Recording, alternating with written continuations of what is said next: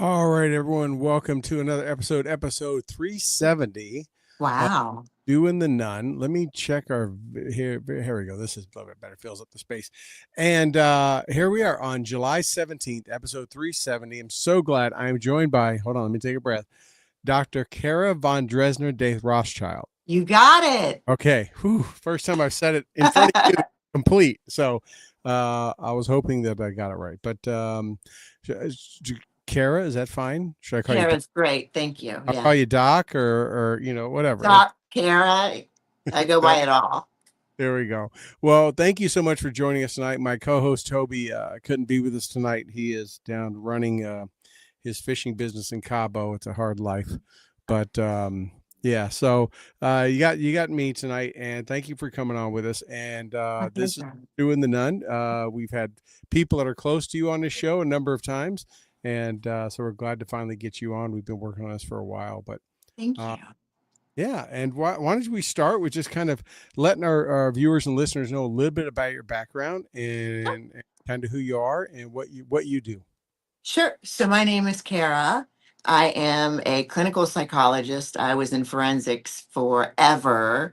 I worked with sex offenders and mass murderers for a while, swore I would never work with serial killers.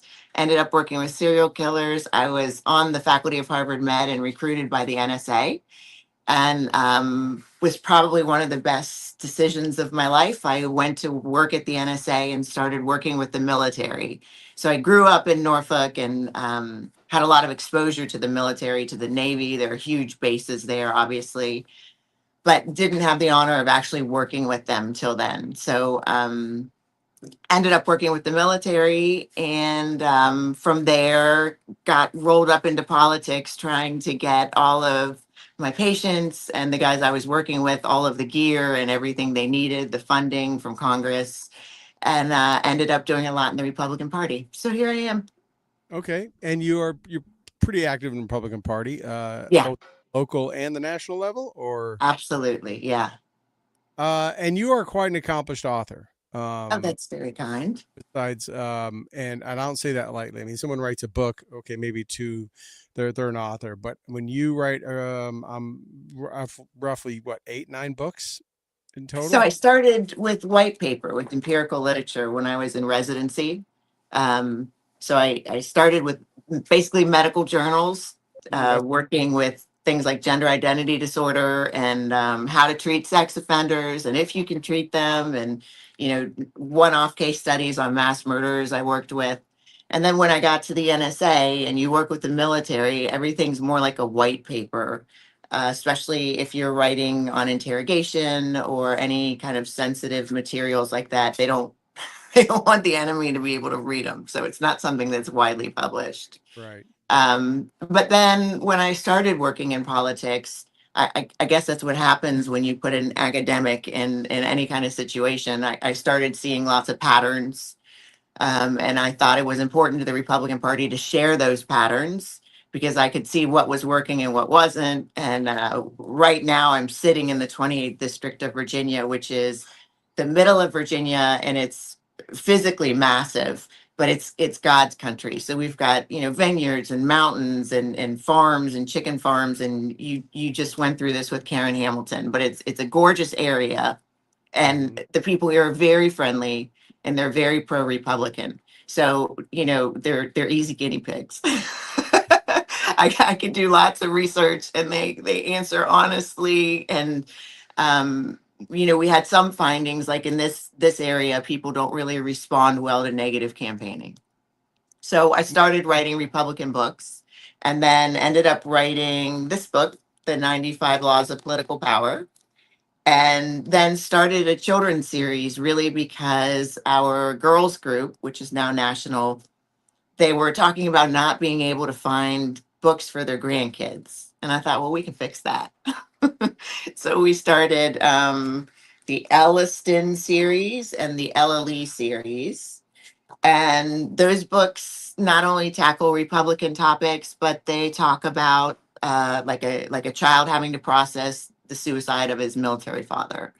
And oh, look at that. You're so good. Yeah. And how Uh, you deal with or process PTSD. So reframing it for kids in a way that they can understand it so that when their mom or dad who is in the military comes home from deployment, whether they were in theater or not, they may have some strange symptoms, and kids don't always understand it. So we wrote books to explain it. okay. Mhm. Definitely want to get into that, but let's start with the 95 Laws of Political. Was that your first book you wrote? Was that the No, book? no, no, no, no. That's one there is a very famous book um by a dude named Robert Greene called, I believe, The 48 Laws of Power. Hmm. And Bryce Reeves, who is my fiance and the senator of this area, were in the car listening to it, and it was like all evil, like like how to basically pulverize the guy next to you. And it's just when I was listening to them, none of them would work in Republican politics, and it's certainly not the way we want to be represented. So I thought I'll just write a book with all of the expertise of all of my friends. And I interviewed lots and lots of politicians, and there are lots of quotes from different people in this book. But we came up with 95 laws of not only building, but maintaining power and actually transferring it without losing it. And not doing it by mudslinging or backstabbing. And it sounds like, right? You went Right.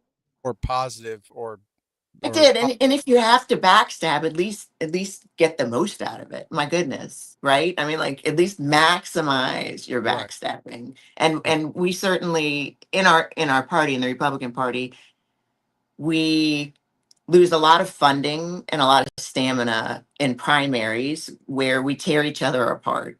And very often in those primaries, there's a clear forerunner. And instead of the other person just backing out so that we can Right. save that 200, 400, 600 grand for the general, they stay in. So there's a lot of tricks and tactics to being careful in primaries so that we're not destroying each other. We're not just giving it to the other side.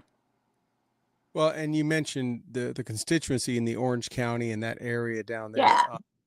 That which I love that area too. Been down there some myself. Yeah. They don't take kindly, regardless of who's on what side or what side they support, to No? just kind of dirty politics that you see in not only DC but really all across the country. You just said they just have, I don't know, would you call it more ethics when it comes to politics than probably some I people? I think there's some deep seated Christianity down here. And I think people just, God don't like ugly. I hear that all the time. And I don't think they appreciate the transparency of mudslinging. Right. Normally when somebody's mudslinging, it's because they're losing. People who are winning don't mudsling.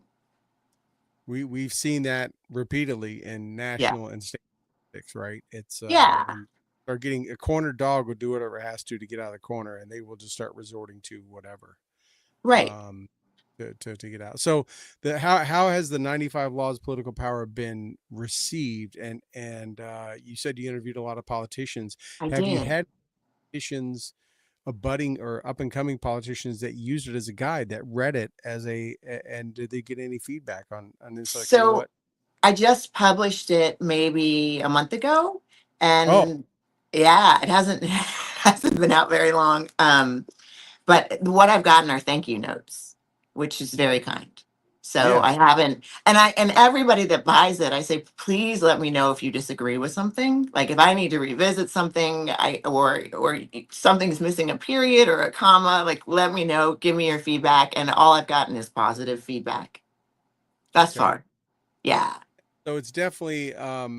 Have you, as you've seen new politicians entering local, state races or wherever Uh-huh. Virginia, a wonderful lady who's a lieutenant governor, I think, running for governor, Win for the. some. Have you sent a copy to her? Have you thought about sending? You may send some to some up and coming politicians. You think this looks like a good guy or gal. Let me just send him a copy and see if that helps him win. Has that been a thought?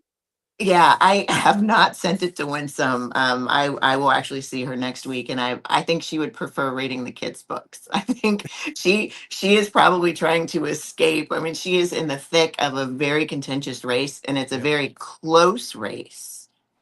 Yes. And it's a very important race for Virginia. Very important race for Virginia because we, could wake up and be California a weekend to Abigail Spanberger. Yeah, I mean, I love term limits. I'm a big supporter at the national level, but I've kind of Uh-huh. hated in Virginia with just a term limits that they have, and the fact that you get Yeah. someone good there and then boom, they're back out, and depending which way Fairfax and Loudoun County vote, which is usually one way, you could lose a good candidate really quick, or a leader at the governor level for sure. So you must think Glenn is a good governor because you just I said you didn't want to lose him. I think Glenn Youngkin's been a great Yeah, governor. yeah, Um, yeah, yeah. I was like, when he became, I was like, man, I don't live in Virginia. I live sadly in the socialist state of New York, but I do follow a lot of Virginia politics. I work a lot around the DC area, and when he came in, I was like, maybe Uh-huh. they'll change the laws. Maybe they'll let him do it 2 or 3 terms, or a few more terms, and just We and then wish. We yeah, wish. He is lovely. And anybody who's met him loves him. You may not like his politics, you may be way far left and not agree with that, but when you meet him, he is so brilliant and charismatic, and he only wants to talk to other people in the room. He never speaks about himself.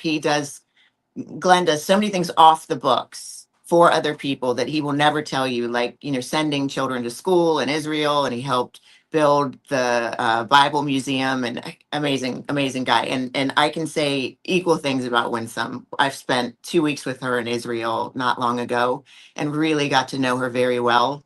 And she is an amazing person. yeah. Yeah, he seems. I think and from my outside view, it looks like what attracts people to him or likes him. One, like I say, whether you agree with the politics or not, is he's got a great character, and Yeah, yeah. common. He just uses common sense, which is so rare in politics today, especially on one side versus the other. He just approaches it pragmatically. Why do you think common sense is so rare? What's your sense of that? Well, um, I think part of it's tied to some of the pandering and Mhm. to stuff that people are to try to reach across, whether they're trying to invoke and build a base of constituents that represent one side or the other. Obviously, I think most on the left don't have common sense because they are Yeah. pandering across, trying to pigeonhole people into identity politics, and that rather than say it doesn't make sense for boys to be playing in girls sports or for boys to be going to the Target bathroom. Well, they won't say that because they want those votes, and Hmm. oh, it's not right. You can see it's not right. I mean, no one doubts the differences physically between male and female, and the competitive edge. I don't Yeah. see any transgender females trying to play in boy sports, right? I don't see any. It's all one way, and you look at that and go, that's common sense. I think they do. I think there are some transgender females in baseball and also basketball, but you don't see many of them. At the Um, oh, I haven't noticed. I haven't known of any at the professional level. at the college level, there are a few of them. It's been very interesting. So I started a group called the American Republican Sisterhood. And it actually got started because I actually live in DC and Virginia Beach. So when I got to the 28th district, I was meeting all of these women, amazing women. They've had 8 children, they've got graduate degrees, they have small businesses. They're just amazing, amazing Proverbs 31 women. And none of them liked each other because it's a small town and they had had so many primaries. And when these primaries occur in small towns, it's always somebody's uncle's dentist's friend versus everybody's tied to one or the other. And so there were deep seated issues. And we decided once a month, we're going to sit down and we're going to have dinner and we're just going to get along socially. We're going to learn to love each other as women. So we ended up calling that a yappy hour, and it spread across Virginia. And now there are yappy hours in, I don't know, 7 or 8 states. But we call it garden roots activism because everybody is invited, not just Republicans. And we've had dozens of women who were Democrats show up at our dinners and just say, I thought I was a Democrat. And then they came for my kid, right? Like they can't deal with the school stuff. So the more Democrats we have had join the Republican sisterhood, the further Christian we have spread. It's been very interesting. Those and I don't know if it's because Republican women are just synonymous with Christianity or these Democrat women are just so embracing conservatism and Christian values that they want to express them. So we've had lots of people convert to Orthodoxy, to Christian Orthodoxy, and we actually started a prayer brigade. So it's just been very interesting. But I don't think had the Democratic Party not started polarizing, I don't think we would have all those new friends and new sisters. Well, it's interesting you mentioned that happening in Virginia. Obviously, the after COVID, the education, what was happening in the schools, a lot of people It's across the country. nuts. What in It's Virginia, nuts. right? Loudoun County and that area, Fairfax County, right? What was happening in the schools, arresting parents, all that kind of stuff. Do you think that became such a big issue on even on the national stage? Yeah. People, I mean, I've said on here a few times, if any good thing came out of COVID, it caused parents to realize what their kids were being taught in school, right? By Yeah. being next to them when they started looking over, going, "What did your teacher just say?" Uh, do you think that's what helped in at least in Virginia, and probably other states you mentioned, but starting there, maybe pulling some of them over and go, "Hey, yeah, I may be a Democrat or whatever, but Uh-huh. I care more about my kids than anything else, and regardless of what leader I like."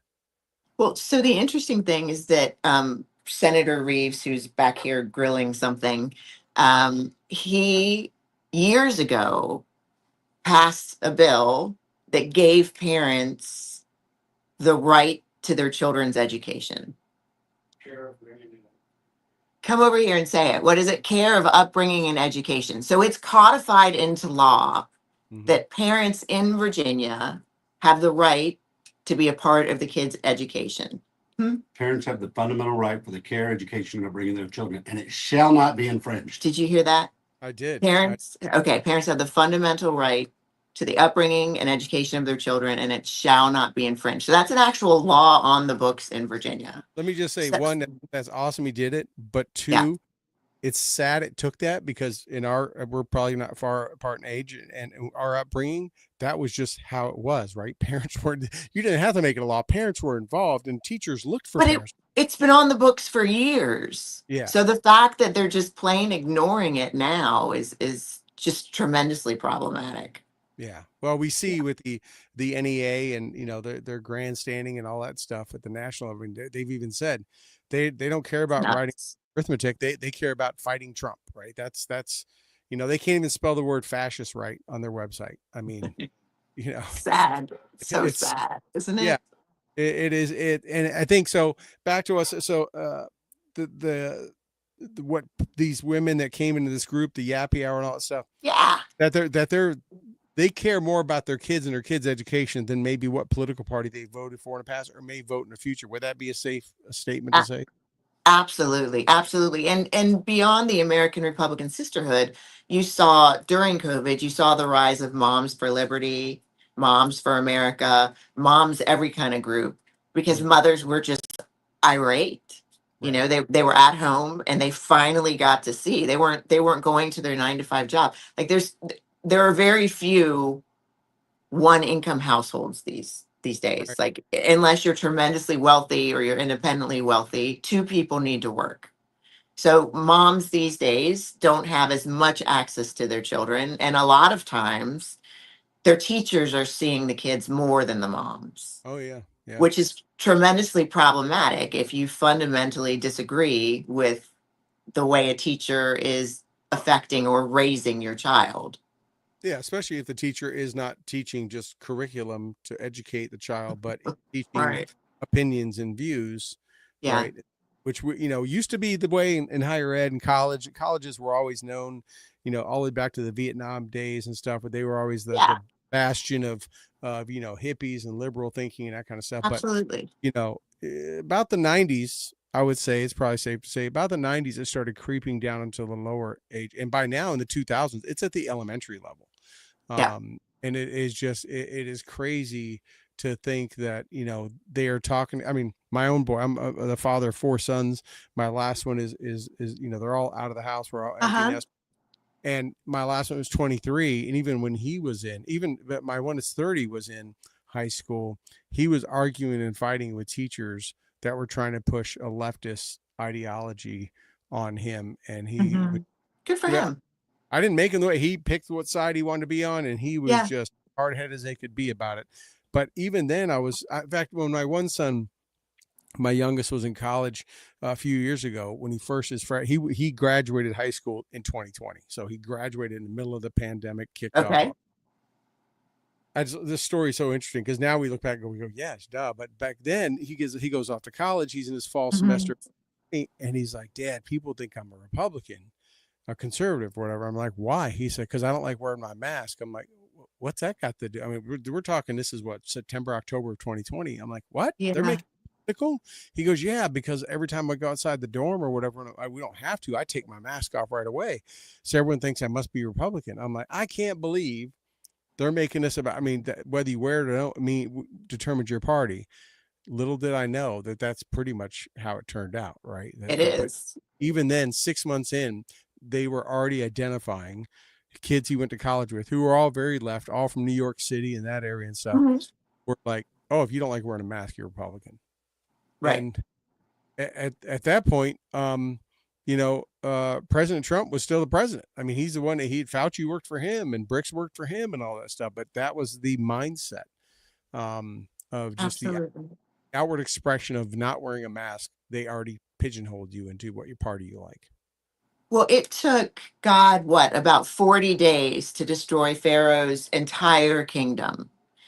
And it took 40 years to get the slave mentality, that's the dog, slave mentality out of the Hebrews. And in fact, they were crossing through the forest and the desert, and literally what had to happen is one generation had to die out for that slave mentality to die out. And I think we're seeing a lot of that now, and I think we have to reject it. And I also think this polarizing is another thing we should be rejecting, because as we've been making calls, especially for the Trump campaign, when I interact with Democrats, and I interact with more Democrats than Republican women, believe it or not, they have these ludicrous things. Like I was speaking with in front of a Black sorority, and they were all like, "We're so proud of you for even being here." And one of the things they thought was that Republicans want to deny health care to all women, all health care, right? So if I have a UTI, I don't have health care. if somebody's if your wife has a baby, no health care. But they actually believe that. They've been Right. told that so often that if I believed what they have heard about Republicans, I wouldn't be voting for us either. But we need to step across the line and show up as regular human beings, that love one another and love strangers and stop to change tires and, feed homeless people and are not demonized. I mean, this has been age old as time of controlling Yeah. the narrative and putting a spin. I mean, spin's been around forever, right? So Yeah, but this is absurd. in It- World War II, right, the Japanese told all the Japanese people living across the Pacific that, if you get captured by the Americans, they're going to just do all these horrible things and they're going to rape and we murder and all. don't. So Japanese civilians would just kill themselves if they knew Americans showed up. They wouldn't even try, right? Yeah. Because that's all they were told. When I was in Afghanistan, right, these villages, all they knew was what the mullah told them through the loudspeaker, and they would Hmm. say the most horrible things about us. That the people, they didn't have any other input, so they believed whatever they hear. It's interesting. People say, how did all the Germans follow Hitler? How did they allow him to do all that and not question it and all that kind of stuff? And now today time, I go, oh, let's look at our country, and Hmm. million people voted for somebody and just followed along with whatever he said and believed everything. How much different are you than the German citizen in 1939? None, because you just What believe it. what branch were you in? I was in the Army. The Army. Thank you for your service. What was your MOS? What did you do? I was infantry. I was infantry. I was Okay. Bullet Rod sponge. in the Army also. He was a SIGO guy. Toby, who my co-host, is also infantry. Uh-huh. Yep. You Yeah. were kicking indoors. Thank you for your service. No problem. Thank you. But I mean, that's the way it was in Iraq too. In Iraq, same thing. They what they said, what the Americans were, people go, okay, and they believed it. And people don't even want to look or question anything. And in today's time in our country, when they do, what are they branded? Some kind of Islamophobia, xenophobia, Right. whatever, canceled, all that kind of stuff. Right. You talk about people not learning their lessons and generations dying off. Well, the left has been, trying to wipe out all of our history, even the worst part of our country's history, right? Taking down all the Yeah. statues, right? There's a reason why Germany has kept Dachau in Germany. And even though they are ashamed of it and all that stuff, there's a reason they Mhm. kept it when you walk through. So no one ever forgets what they did at one time. Right. And the left on this side wants to wipe out any mention or hint of slavery or change every name of someone that maybe owned slaves, even though that was totally acceptable back then, and act like it never happened. That will cause history to repeat itself. Absolutely. We're actually fighting in Virginia to try and get all of the Confederate monuments and put them on the battlefields where they belong. Yeah. So they've basically been torn down. They're in storage somewhere. We get that they're not going back up in prominent areas, but to be on the battlefield would be almost living a part of that history. So we're fighting for that right now. Wish me luck. Yes. Yeah. That's, I'm sure if you could cut off a couple counties, Virginia would have no problem passing that. But boy, That is so true. If I we mean, could just give those counties to DC, it'd be yeah, fine. Everybody, I, I yes. in New York, if we could get rid of the 5 boroughs, New York would be as red as it comes. Let me tell you, it is if it's not the Thruway or New York City. Well, you're in New York City. The Republican mayoral candidate actually isn't doing that bad. His numbers look pretty much higher than I thought they would be. Yeah, I'm actually in Buffalo, Okay.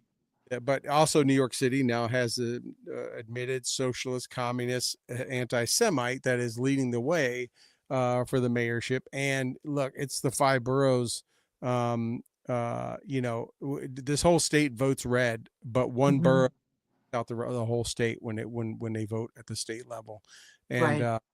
if Adams and Cuomo keep both run as independent, and the Republican doesn't take a big lead, Madami is going to be the mayor of New York City because they're just going to pull from it. It's a very messy situation. It's Uh, sad. yeah, I mean Cuomo didn't get it. I mean, he lost against that dude. It's like, why are you still in? Like, you don't have a chance.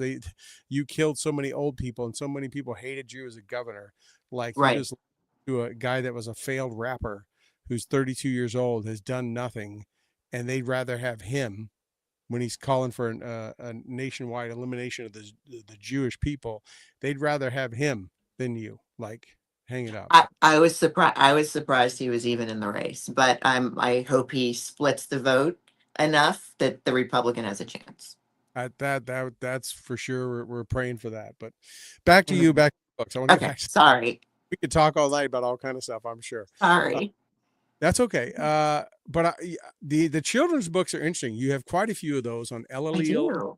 Ellery and Elliston, right? Is that the Mhm. three? Yes. Uh, So Ellalie and Elliston are sister and brother. They're oh, obviously elephants, yep. and they get into all kinds of situations. And on every page, there's a hidden number and a letter. And then whatever the number is in the LLE books, there's that many butterflies to find on the page. And for Oh, Elliston, there's that many lizards to find on the page. And I'm laughing because I'm thinking about me and all of my girlfriends sitting around tables trying to find these things to make sure that they're there. So they're a lot of fun. And in the back of the books, there are, of course, I'm a shrink. There are pages that deal with feelings and depending on the theme of the book, helping others, how to know if somebody else is sad. There are two books on PTSD, like I said, and there's a lot about identifying your feelings and finding positive ways of dealing with them. So it's sneaky. It's almost like you're sneaking in some therapy there, but we really believe that we need to start well with the youngest generation, and we need to get all of the empathy and love into them that we can as early on as we can. yeah. That's it's interesting. I was just thinking, like, writing the children's books enough, and the artwork and all that stuff, but you embedded Easter eggs essentially into the. I mean, Yes. and what was the motivation behind that? Behind That I have to compete with an iPhone. That we want kids to sit and read a book and have fun with it and remember it, when they're grown up, as opposed to scrolling. We right, there's a whole new book coming out where Elliston finds fun things to do that don't have screens. And he wants a new video game, and his dad says, "Hey, look, I'll get you the video game if you spend a week without screens." And during the week, he does so many fun things that at the end, he doesn't want the video game. He wants a baseball bat because he has to go to, play with his friends. right, But that's what we're competing with flashing lights right. and, rewarding sounds. And it's just basic behaviorism. Yeah, yeah, and doing what you do. I mean, that's one thing you understand for sure. Uh, Absolutely. so you have the one, Daddy has Elliston and Ellie learned Daddy has PTSD. How did you Yeah. approach that? What was that yeah, I guess kind Right. of just how was that written, and what was the goal of that? So I actually treated PTSD for a long time, and I still do. I get calls at 2 or 3 in the morning all the time. And obviously with Bryce being a senator, we have people who don't have access to care with the VA or have not had successful care through the VA. So um, I still actively treat a lot of people with PTSD. And in the military, I don't think PTSD is always a disorder. I think it's very often an adaptation. So all of those symptoms here are actually adaptations in theater. So you're not sleeping so that you can see things coming at you. You're hyper vigilant so that, if the bad guy comes, you know to shoot him back. There are every one of those symptoms keeps you alive when you're in a war zone. Mhm. So we kind of looked at it that way. So we took just very typical situations that would bother somebody who had PTSD from the military, like fireworks and parking garages and all these things, become Crowds, so difficult. right? And we just go through the symptoms, and Ellie and Elliston notice that their dad is different and that he's not sleeping through the night, and that mom has to buy a puppy to wake him up, and they actually go to see a psychologist, and the psychologist explains all the symptoms from a very normal point of view. you know, that this is your dad, and he's grown, and you and I both know, you watch an amazing movie, or you go to a museum, you change. So going to war, of course you're going to change. We're not static as human beings. So the people who sign up to be a grunt, go kick in a bunch of doors and get shot at, and then come back and can't believe they're not the same person. Like, I don't know what to tell them. There's no way you sign up for the military and you don't grow. Yeah, it's So I have the luxury of not only being the son of a Vietnam combat vet, but also the father of a combat vet. My oldest was a combat medic, went right after I came back. So wow. one thing that, you know, I've been a retired first sergeant, I've talked to a lot of soldiers. I still do to this day on dealing with issues. They continue to come to me too. Yeah. And, you know, one thing, I've, you know, I've said to a lot of families that, had young soldiers going and stuff is like, and I said to my own wife when our son went, was like that when we went and saw him at Fort Bragg right before he shipped out, was like, that's Uh-huh. a we're going to see, that's our lot. We're not going to have a little boy anymore. Right. And I tell people Mhm. the reason why people come back changed, and usually come back about 5 to 7 years older, mature wise, and stuff like that from a 1 year combat tour is because obviously if they're downrange and they're actually doing stuff, they're not sitting on a fob, but they're actually, you know, seeing the horrible parts of combat, Uh-huh. uh, is because they're seeing the horrible parts, the things we shouldn't see. It's things that are against our DNA, right? It's things that, Right. that will age you and rip your innocence from you because, um, you're seeing what humankind is capable or willing to do. You see the great parts of humankind too, but you see so many It's horrible things. disgusting. It's disgusting. It's going to age you. You're not going to come back the same. You're going to come back skeptical. You're going to come back doubting, untrusting, all these things, It because is.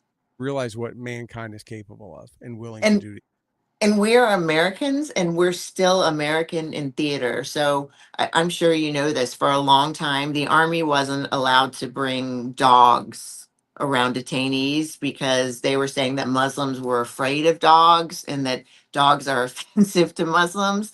But my God, they catch one of us, they behead if it's a boy, like if it's a male soldier, they're beheading them, and it's just disgusting stuff that wouldn't even occur to an 18-year-old American Right. until you get dropped into the sandbox. And you said, you know, if you're on a fob, if you're on a forward operating base, for people who don't know what that is, uh, the people that are back here operating drones are getting PTSD because they Yep. have, there's such an externalized locus of control. Like they have zero control over what's happening, except that this thing is going to either film or kill someone, Right.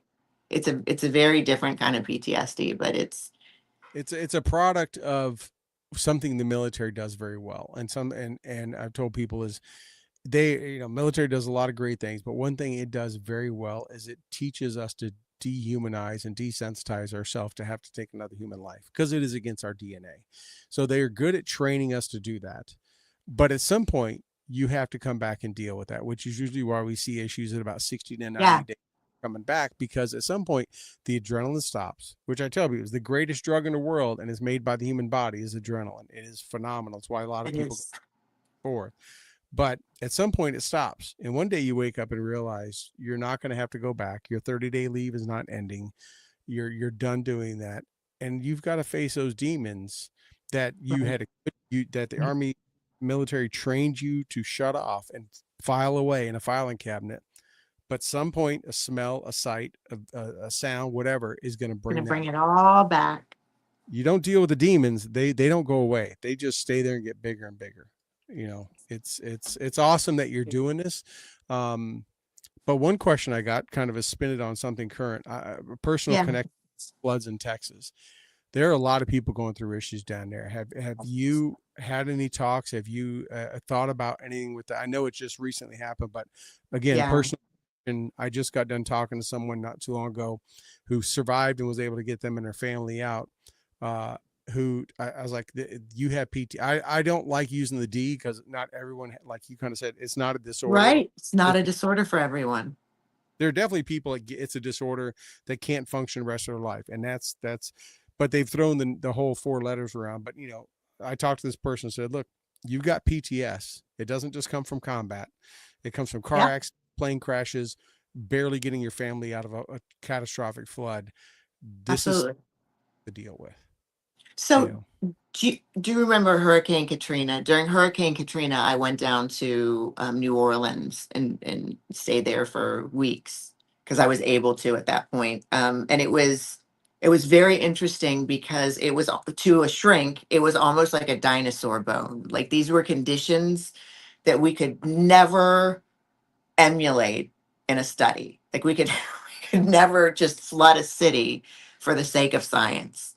But there were fascinating things happening. Like in the shelters, one kid would would wake up screaming, and all the children around them would wake up screaming the same thing.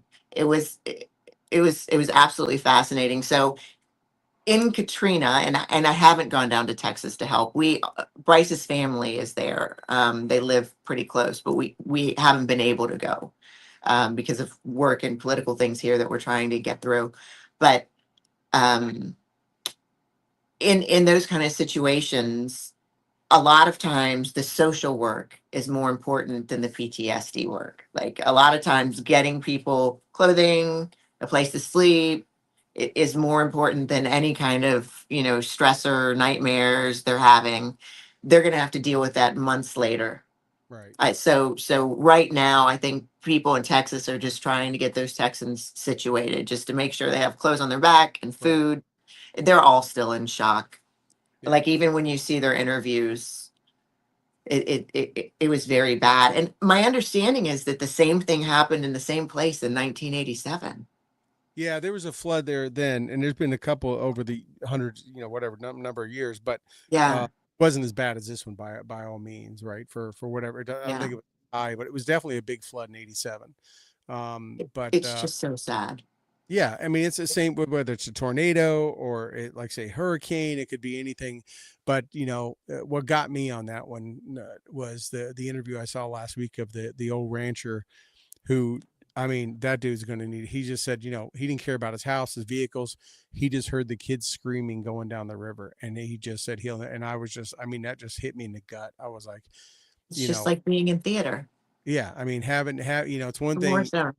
and he couldn't help him. There was nothing he could do, and it just that hopelessness, right, of just of hearing that is going to be something. I hope that gentleman finds some way to deal with that. But you could see it in the interview that it left a big mark on him, and as it would anyone that has a conscience and Yeah. empathy. But yeah, I was just thinking because obviously you're a couple of your children's books around it. It may be something for the future. Not that you need more work, but maybe some thoughts around that kind of stuff around PTS, around just maybe non-combat stuff. Like Maybe natural disasters. disasters may be something to think about. I don't know. I I'm a nice, think that's going to be the next one I write. but yeah. So I think the children's books are great. I like my daddy's a Republican, my mom's a Republican. That's funny. Of course, they had Actually, to. I have a magnet that says my dog's a Republican. So, which my dog, he probably is a better Republican than many.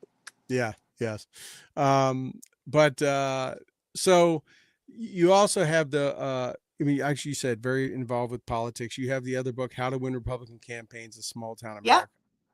Did that yeah, come? because it's different than in cities. It's a different Yeah. dynamic. Did that come from your experience there, working in the politics and the? Absolutely, because I had gone from DC and Virginia Beach to running campaigns in large areas. And in small town America, it's just a very different dynamic. And like I said, like everybody's interrelated.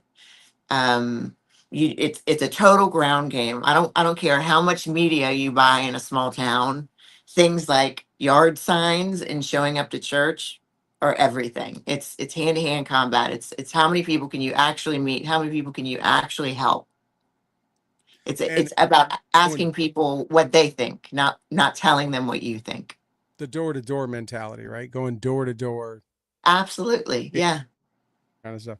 What is your thoughts on saying it? This just made me think of this. So I've always been a very anti, and I've kind of went back and forth in the last few years. Not Uh-huh. because very anti-electoral college. I've always been very anti daylight savings time and electoral college, and I was always Uh-huh. anti-college because Uh-huh. I felt that there's states like New York, right, for example, and California, that no, they don't. The Dem doesn't have to campaign there. They know they have that one in the bag. Hmm. Well, if there was no electoral college, right, they had to fight for every single vote. And I've always felt that more Americans would come out and vote because some of them, again, conservatives I know here in New York go, why even bother? Why bother? She's going to win, he's going to win, whatever. So they don't even bother showing. They're like, I'm not going to stand in that line. And I've always felt if everyone thought that when they saw that final tally that I was that one number and mine made Uh-huh. it like they do in the state, local, and every other election, that I think we would have more of a turnout, number one. And number two, it would force candidates to maybe they wouldn't be able to go door to door across the country, but they wouldn't focus on 7 swing states. They would Right. focus on their country. I just curious what your thoughts are on it from that kind of perspective versus popular vote versus electoral college vote, who wins and all that stuff.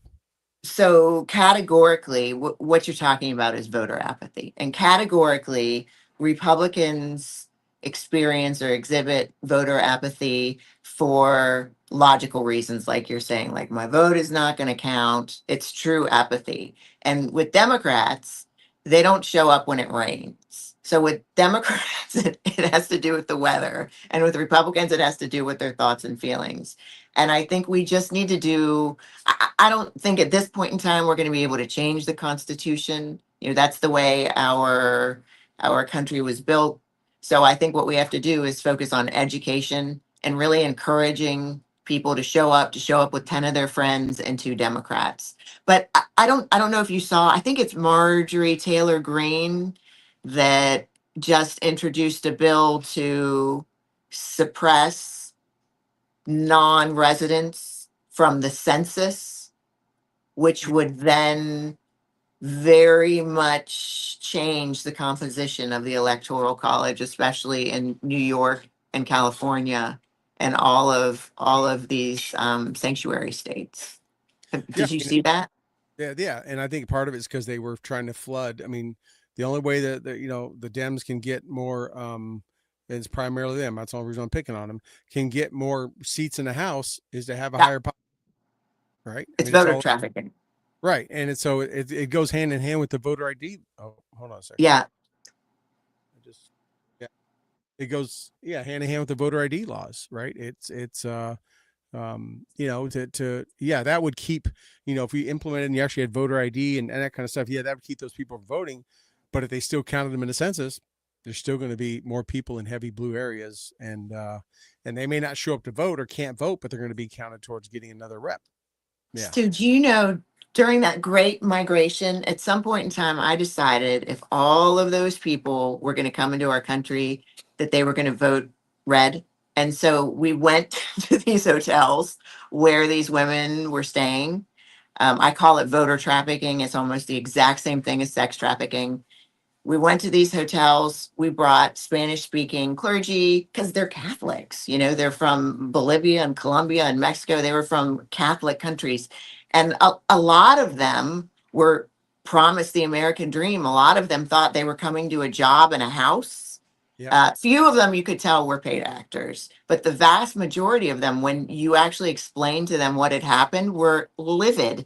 And they were living in these dumpy hotels, which is much better than the way some Americans are living. I get it. Right. And they would get something in the mail that said, you have a court date in 2040, or you have a court date in 2035. And they were just frozen. So we brought them clothes, we brought them toys, we got to know them and just made sure that if they actually got bussed to the polls, that they would be voting for Trump. Yeah. I mean, it's they were a lot of them were sold that by the cartels because that's how the Yeah. cartels generated revenue. Oh, you should go to America. They're going to give you a phone and a food and a job and a this, and they So go, oh, sad. but it's going to be 10 grand to do it, right? Or per person and stuff. It was so sad. But yeah, I did hear that Marjorie Taylor Greene did implement that. I mean, probably not going to go far because maybe it will. I mean, So proud of it, though. So the GOP, proud that yeah, for the most part, you could count a couple out of the House or the Senate that aren't that are rhinoing it up. But for the most part, I mean, they're getting everything else through. The budgets went through, so it would be good to see that. But also, it would be good just to see term limits on Congress. And I So don't. that's interesting that you say that. Why do you think they should have term limits? We absolutely should have term limits. It needs to be Why? because I mean, the Congress and the Continental Congress and the elected representatives that started this country, right? They were representatives of their area. They were bankers, farmers, mostly farmers, came up Mhm. and did their civic duty, went back home, right? So you don't have a 47-year person like Biden who came out of college and never did anything but politics, or Strom Thurmond, Mhm. anyone else that sit up there and make it a career. They shouldn't have lifetime health care. They should come up there and do their civic duty, whether they're going to be a cop, a fireman, whatever it is, or an elected representative. It's a civic duty. You do some time. You don't make an entire wealth building career off of it, and then never go back home. They absolutely should have a 3-term limit for the Senate, 2 terms for the House, and that's where I think they should be. But I don't see them ever passing that. Well, so I thought something very similar for a long time until I got more involved with politics. And then I realized it is just like being a dentist or a doctor or a lawyer. And that the longer they're in, hopefully, the better they get at writing legislation, at helping constituents. They build relationships not only in our country but in other countries. That somebody, if they were in for 4 years and then had to rotate, it would just be like your dentist having to rotate. I mean, do you always want the brand new dentist? It's just That's why I think they should be able to do like 6 to 10. I mean, I think you should be able to do, a little bit of time. So, I don't want them coming in and then thinking, well, I'm only here for a little bit, I'm not going to rock the boat or whatever. They need to right. be there where they can affect some change, but not think that they're there forever. And that's why I think, probably 12 years max is what I would say they could be in there. And then get, 1 term is way too short. But if they got around 12 years, they could make a change if they keep getting reelected. But then they got to Right. go back, because what the sad part is, right, is they build a tribe when they go up there, and they start realizing how to play the game, and they get disconnected from their constituents, and they're up there just enriching themselves. And they Well, get, then hopefully the constituents take them out.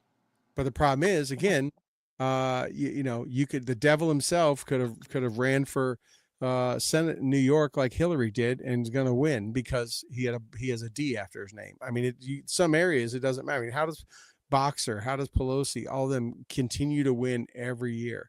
Even McConnell. I mean, you get in the right area, in the right districts, you're going to get in. There's no one's going to challenge you, right? No one's going to buck up from your own party if you have the backings of everyone else. Valor candidates. That is why garden roots activism is so important. That's why it's so important to sit down with people, to invite them to spend time with us so they recognize that we're not the rhetoric that they're getting. They see the reality of us being regular human beings. And especially like the abortion issue, they assume that like we want to control their bodies or we want to make them die, and all this craziness. Yeah. But really, if we could just spend time with each other and They're like each other as people. right. They're seeing what is, again, you control the narrative, Yeah. and the left has been great at controlling the media. And, that whether it's social media or I mean, the best thing that ever happened to Republicans, Trump was the best thing that ever happened for a number of reasons. And one of those is he knew how to use social media better than anyone else. He did it in his He first. did. The Republicans have never embraced social media and knew how to use it until he came about. Now he sets the standard. He But does. they control the regular media, and people just nod their head up and down and say, oh, well, whatever CNN or MSNBC or whatever tells me, or whatever the TikTok thing said, or whatever Colbert tells me. I've met so many younger people, 20s and 30s, that tell me Uh-huh. they get their news from late night talk shows, from Colbert and Jimmy Fallon. Like, they're serious. Like, no, From comedy shows. yeah, comedy. They're like, that's where I get my news from. And this was, I'm like, you're joking, right? You just pull my leg. No, I don't have time. I'm not watching news. It's depressing, blah, blah, blah. I watch that and I get what I need from there. And I'm like, oh my God, that's what's wrong with this But country. they need to start watching Gutfield then, because he's Yeah. funny guy. I love. I watch. I try to catch every episode and I record when I don't. He's the reason he's number one. But it's the you get the media. You get. I mean, that's how we talked about earlier. How the Nazis have done it.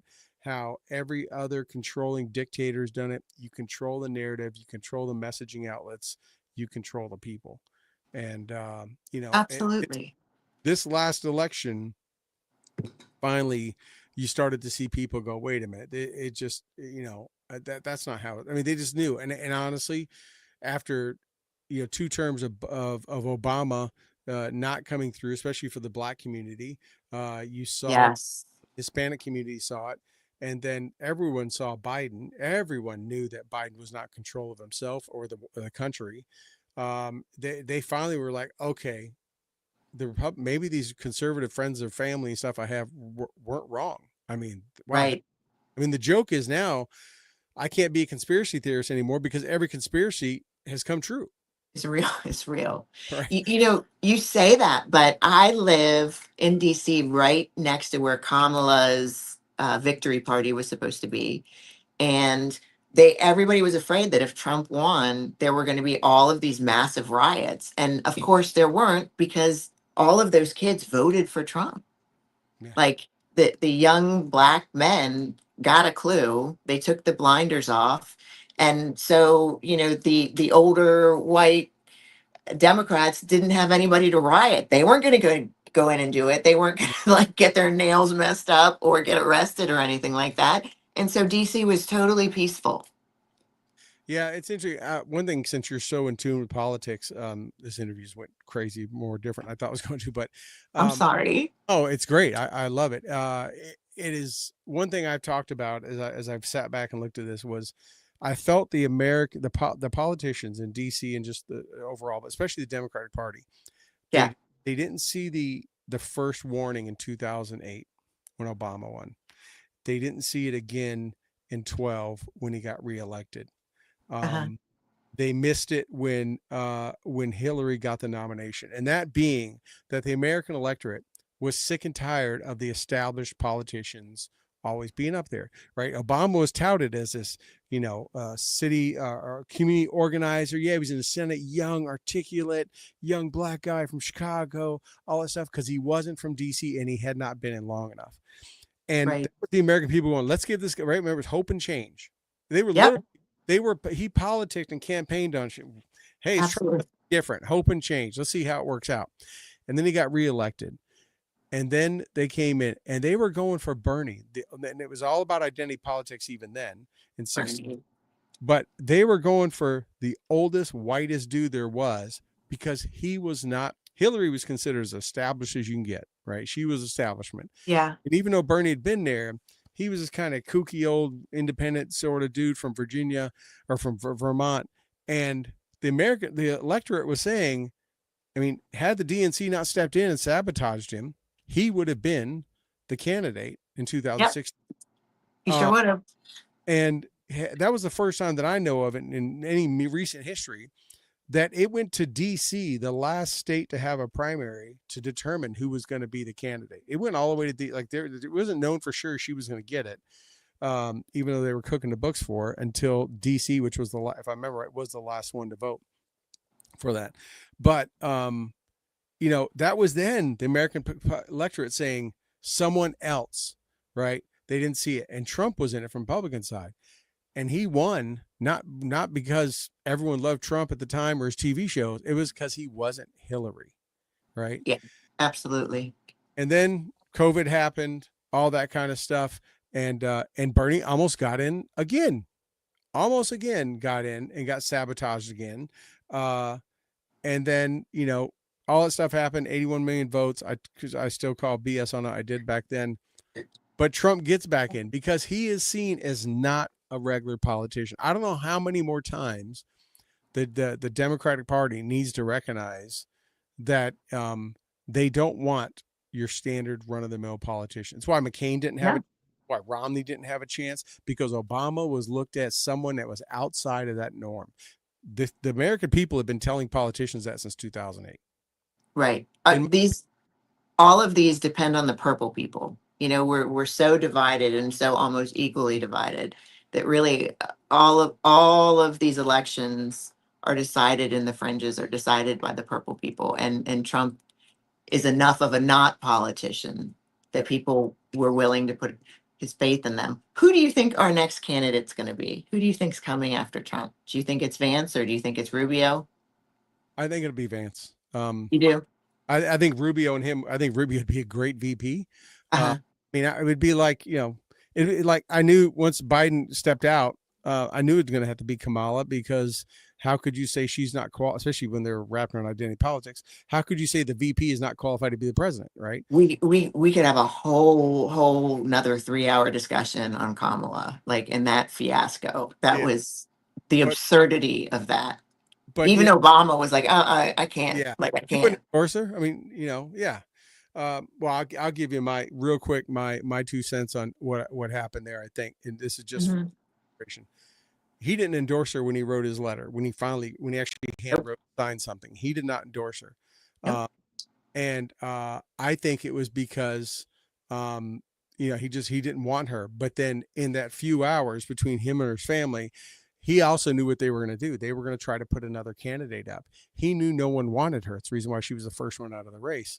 And no one liked her. No one respected her. So he came out a couple hours later. Yeah, my camera again. Hopefully you can still, my computer did a quick little blip here. He came out a few hours later and said, I endorse her. He handcuffed the DNC. They had no choice. Because again, how could they say the black female VP was not qualified to be president? They wanted to bring whether it was Newsom or someone else in, but he was like, "Oh, you guys are kicking me out. You're screwing me over and telling me I got to drop. I'm tying this ball and chain called Kamala around your neck, and you Right. got no choice to take her." I am convinced that's what happened. I don't think their best candidates like Newsom were willing to get slaughtered by Trump. And it was it's very clear that whoever Yeah. went against Trump was going to get slaughtered by Trump because of the American people. Because of how we were leaning and that we were just fed up with everything that had gone on with COVID. I mean, it was so clearly Trump was going to win, and he did across the board. Right. He got both the electoral and the popular. It was nobody could think about denying it this time. Right. And a majority in both houses, right? And Yeah. because you don't want to lose to him and think you're going to have a chance again in 4 years. Whoever went up before him was sacrificial lamb, right? Right, and they sacrificed her. She's Right. gone. You hear nothing from her or about her anymore. Become governor or something. I don't know what. What did you say? She may be She's gonna. California, right? There's talks that she's interested in looking at that, which, I mean, that's kind of like going from the CEO to director in the company. It's like, you're kind of taking a demotion, but I don't. Even if she took the demotion, I don't think California is going to buy it. I don't think California buy it. But Newsom's obviously going to make a run because he's spending all this time in South Carolina. right. I mean, like he's spending all of these times in these battleground states. And he's following the Hillary model of changing his accent and voice to whatever area he's in. If you watch talking Carolina, he got something real quick. It's what we call mirroring in shrink words. He's mirroring. He's definitely been doing it. Yeah. What do you think about a Vance President Trump VP ticket? No, what, Donald or someone else? Barron? Donald. It could be Barron. He says he's still gonna be in office.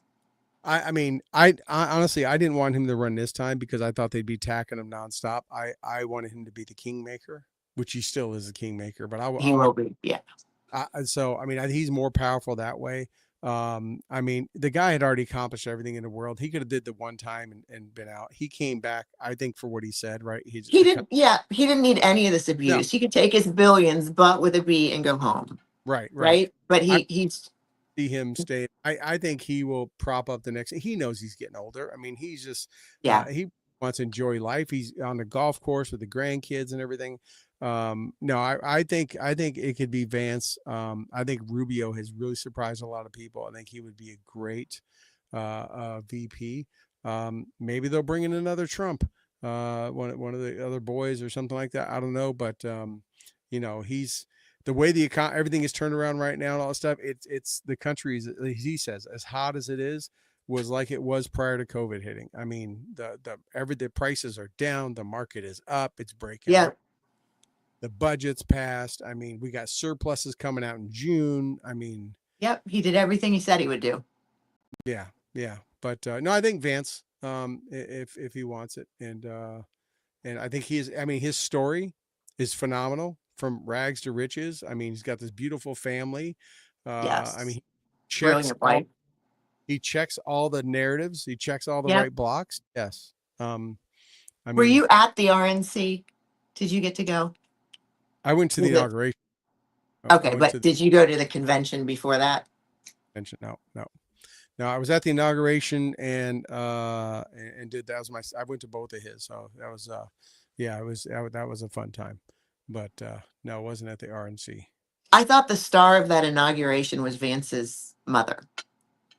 She was, you know, all of these stunningly gorgeous women, and she is a very normal woman who had overcome all of that for her son to go to, you know, to become the vice president of the US. I mean, from struggling with crack addiction to, she was just the star. So much of female America was rooting for that woman and could identify with that woman. I really think she was the star of that show. And she showed up in an outfit that you could get from Macy's or Dillard's when everybody else up there was wearing couture and coiffed and you know, right off of Vogue.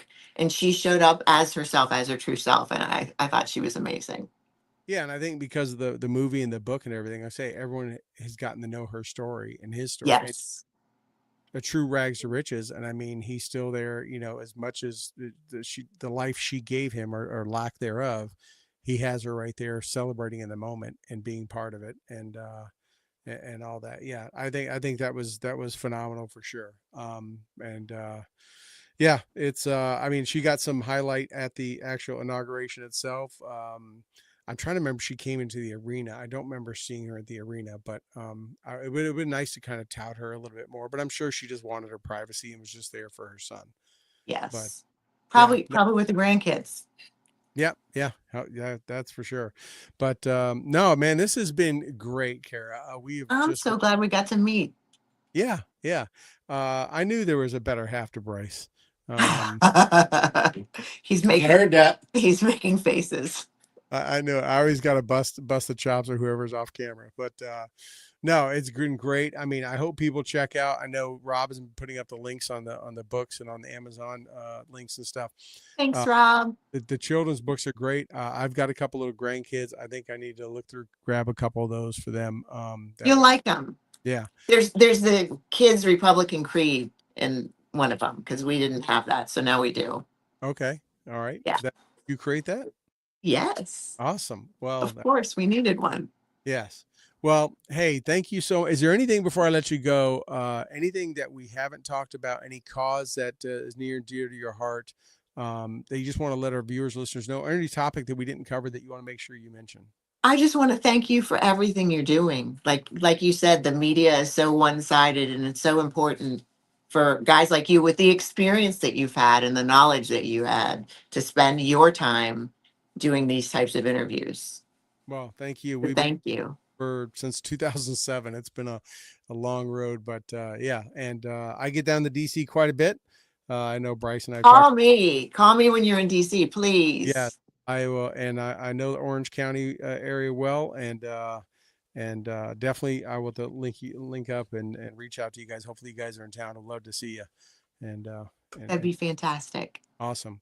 Well, hey, thank you so much, Kara. Thank you everyone for tuning in tonight. Make sure you check out our sponsors. They're scrolling at the bottom for tuning in here for episode 370. Be sure and check out Lehman Charlie episodes come out every Tuesday, and follow us next on all of our socials. See you guys next Thursday. Thank you. Sleep sweet. Bye.